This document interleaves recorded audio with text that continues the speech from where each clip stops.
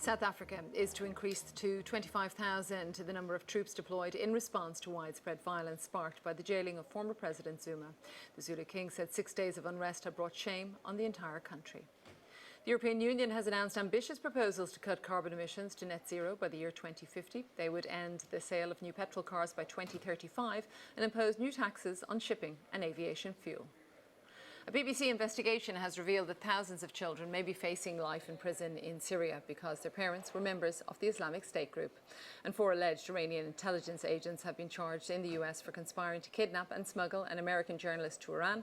The journalist Masih Alinejad told the BBC she was the person targeted and is frightened and angry. And they're your headlines. The European Commission begins debate on measures to reduce the EU's release of heat-trapping gases by 55% from 1990 levels by 2030. In Pakistan, a bus traveling to a dam project in the north explodes, killing at least 13 people, including Chinese nationals. In South Africa, rioters set fire to a chemical plant near Durban as violence continues after the jailing of former President Jacob Zuma. At least 72 people have died. And Haiti's UN ambassador appeals for international support following last week's killing of the country's president. We start with Tokyo's latest coronavirus setback in the final days of Olympic preparations. Daily case numbers have climbed to the highest point in nearly half a year, fueled at least in part by a highly contagious variant. And it's not just an issue here in the capital. Cases are increasing again in the Kansai region and in Hokkaido, Aichi, and Fukuoka prefectures. Infections are once again spreading all across Japan. Tokyo reported 1,149 new cases on Wednesday.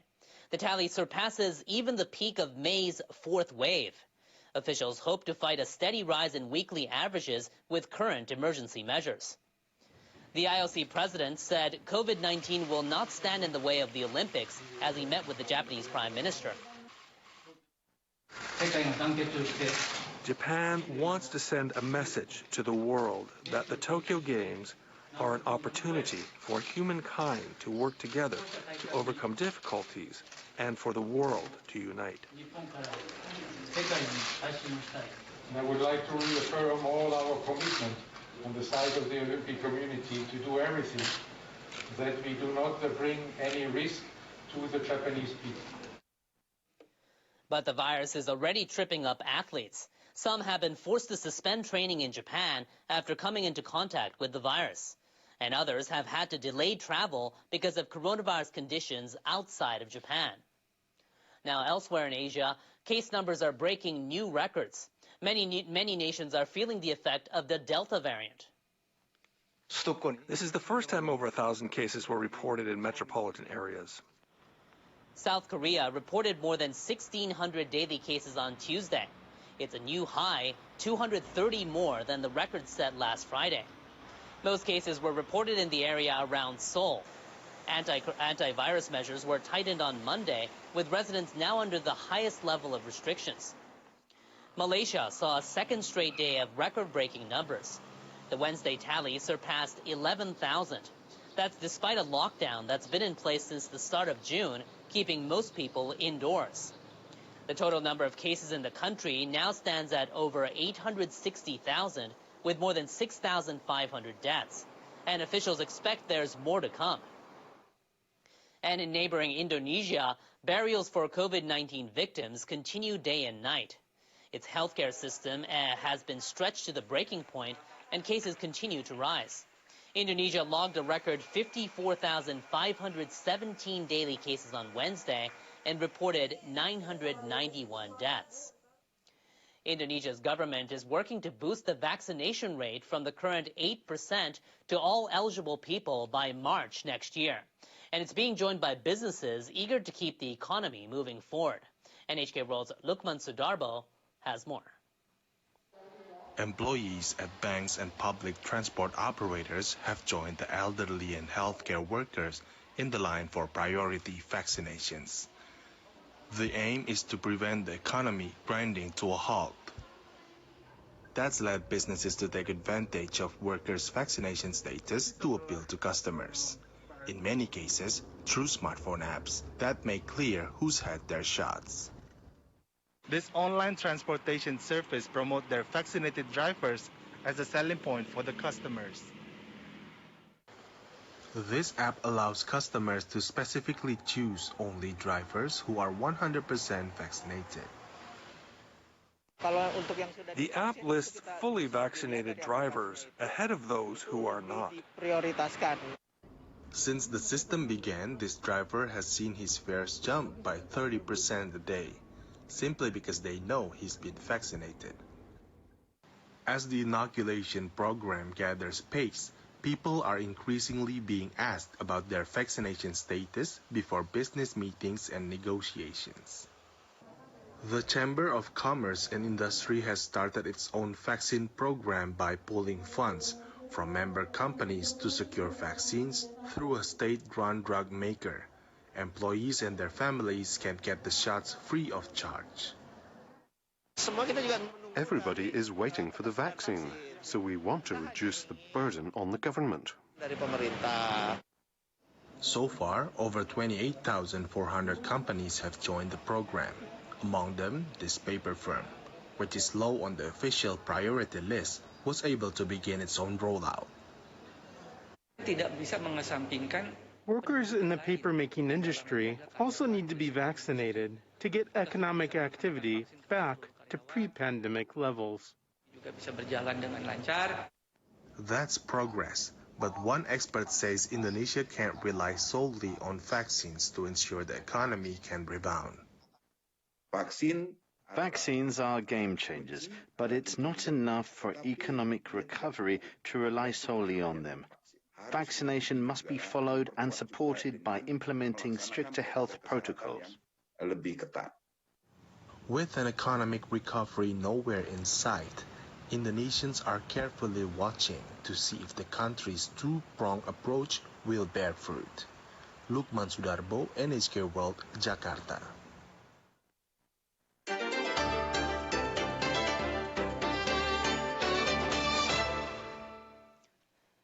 The collapse of a hotel in eastern China has left at least 17 people dead. Poor renovation work may have caused the disaster. The building partially crumbled on Monday in Jiangsu province. Local media say rescuers have also pulled people alive from the rubble. The state-run Xinhua news agency reports walls supporting the structure may have been removed during unauthorized renovation. Police have been questioning hotel officials and those involved in the work. Building collapses caused by sloppy renovation have been an ongoing problem in China. A hotel in Fujian province collapsed in March last year due to illegal renovation. 29 people died. The facility was being used to quarantine coronavirus patients at the time.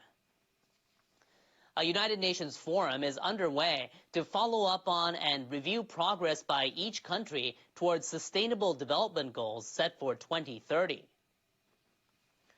The 17 goals were adopted by the UN in 2015 with the support of all member states. They include ending poverty and hunger, as well as spreading quality education and medicine worldwide. 42 countries will report on their achievements in an online ministerial-level meeting. UN Secretary General Antonio Guterres said achieving the goals has become more difficult because of the coronavirus pandemic. We must face facts. Rather than progress, we are moving further away from our goals. To get back on track, Guterres said everyone everywhere must have access to COVID-19 vaccines. He also said developed countries must support developing ones in addressing climate change. He called for united efforts to face the crisis. North Korea submitted a review for the first time. It says it set up its own country-specific goals and has succeeded in improving people's lives. But it noted the challenges it faces. The North says about 40% of the population has no access to safe drinking water. It says it's short of medical supplies, equipment, and workers. The review says achieving the goals has been hampered by the pandemic, natural disasters, and economic sanctions. Turning now to Western Japan, where the Hiroshima High Court has upheld a ruling that expanded who can be recognized as a hibakusha, or survivor of the 1945 U.S. atomic bombing. The decision applies to people who were exposed to radioactive rain outside of an area officially designated by the government.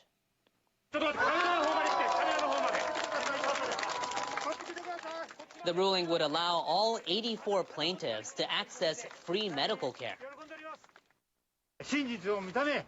We are grateful that the court decided we are telling the truth.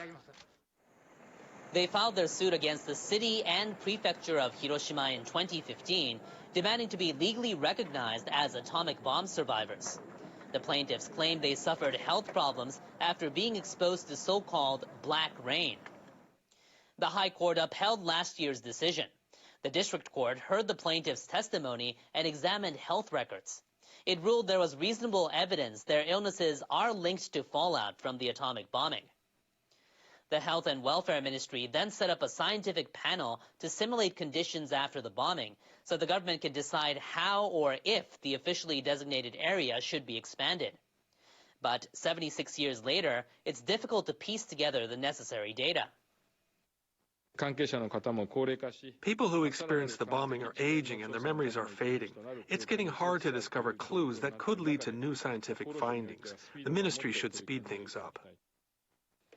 Kato says relevant government agencies will consult with local and prefectural officials before deciding what to do next. In other news, U.S. Secretary of State Antony Blinken has held an online meeting with foreign ministers from the Association of Southeast Asian Nations.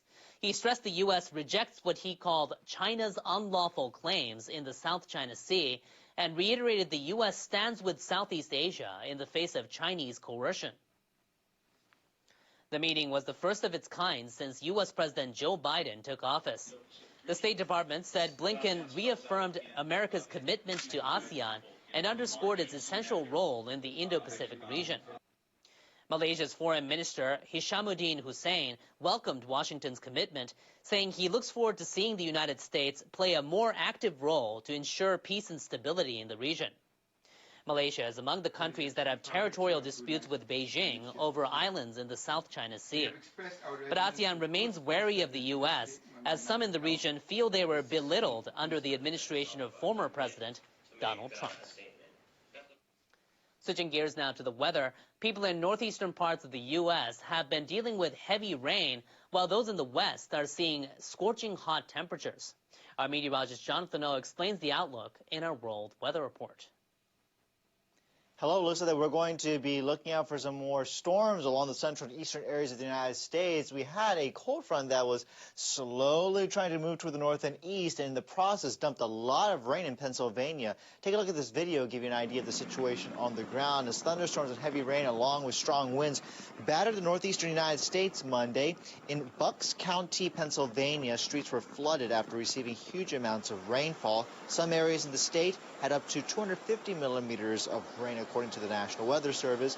Chances of thunderstorms remain into the weekend in the flood-stricken area. We have yet another cold front that's coming in from the north, and that's going to push through, help generate some more of that rain and even thunderstorm activity. We have a low-pressure system moving through the central United States, and as that moves eastward, for those of you located in the Midwest, upper Midwest, looking at the chance for some strong to severe thunderstorms. So be on the lookout for that. Meanwhile, while we still see these storms developing as they push toward the east, back toward the west, it's dry and it is hot.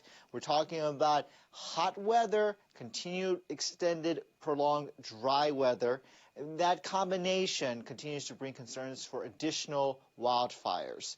Looking at dry weather coming up on Thursday, highs of around 26 in Los Angeles with some showers from Denver points eastward as we go through Thursday. Meanwhile, across Japan, we are seeing still some instability with some of the southerly flow coming in from a high-pressure system back toward the east. Looking at clouds and maybe a few showers and maybe even a few storms because of the instability. But then as we head throughout the rest of the week, we're talking about some hot weather coming up, and we're keeping an eye out for a low-pressure system down toward the south as it continues to really get a little bit of that energy being generated. Highs in the 30s here, even up to Sapporo as we go through the next few days.